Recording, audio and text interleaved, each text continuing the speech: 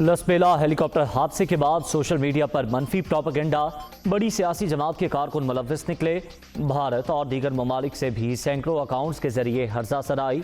मुहिम के किरदारों की गिरफ्तारियों का फैसला, सरपरस्तों को भी कानून के कटहरे में लाया जाएगा।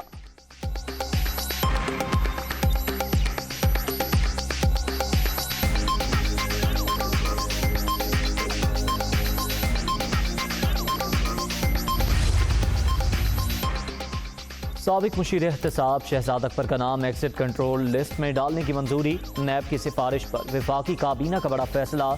जिया मुस्तफ़ा नदीम का नाम भी सीएल में शामिल किया जाएगा।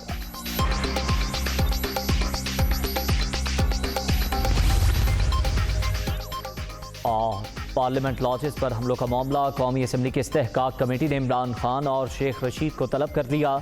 कल दोपहर 2 बजे पेश होने की हिदायत।